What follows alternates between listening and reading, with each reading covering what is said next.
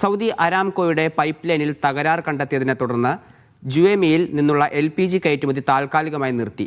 ഇന്ത്യയിലേക്കാണ് ഈ ടെർമിനലിൽ നിന്നുള്ള 60% ദ്രവീകൃത പെട്രോളിയം വാതകം കയറ്റുമതി ചെയ്യുന്നത്.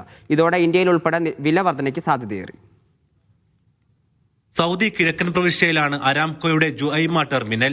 ലോകത്തിലെ ഏറ്റവും വലിയ LPG കയറ്റുമതി കേന്ദ്രങ്ങളിൽ ഒന്നാണിത്.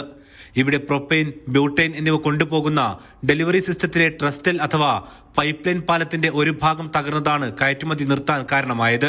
ഇതിന്റെ ആഘാതം ഇപ്പോഴും വ്യക്തമല്ല. അടിയന്തര നടപടി എന്ന നിലക്കാണ് ഇപ്പോഴത്തെ തീരുമാനം. ഫെബ്രുവരി 23-നാണ് സംഭവം നടന്നതെങ്കിലും ഇന്നാണ് പ്രസ്താവനയിൽ കമ്പനി ഇക്കാര്യം അറിയിച്ചത്.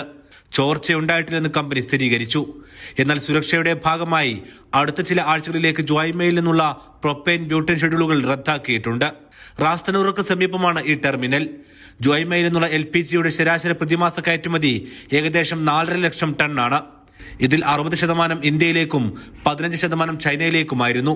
കയറ്റുമതി പുനരാരംഭിക്കാൻ വൈകിയാൽ ഇന്ത്യൻ വിപണിയിൽ LPG വിലയേറ്റത്തിന് കാരണമാകുമെന്നാണ് വിലയിരുത്തൽ.